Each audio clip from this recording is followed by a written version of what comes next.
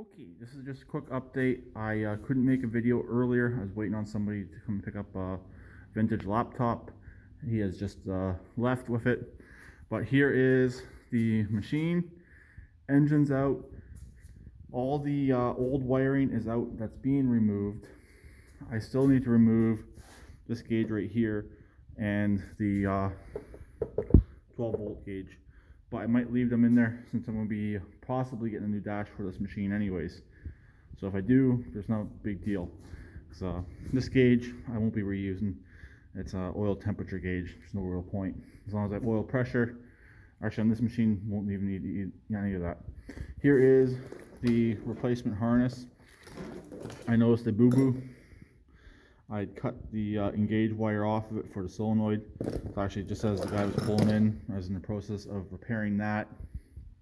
But gotta repair that, then replace the rear half harness. It's just been cut off inside here. So, and the solenoid will be staying since I know it's good.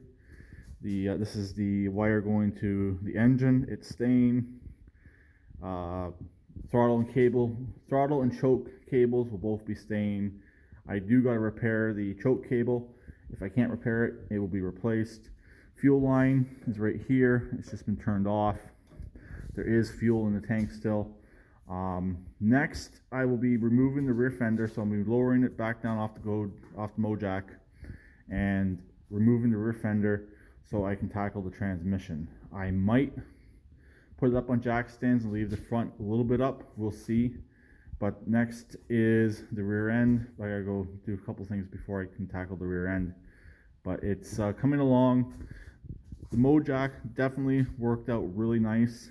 I was able to have the engine right at my level and lift it off without any issues, without having to bend down or anything, which is really, really nice, especially for me. I do have a bit of a bad back. So here it is. There are some extra holes in the frame where the plow was attached to.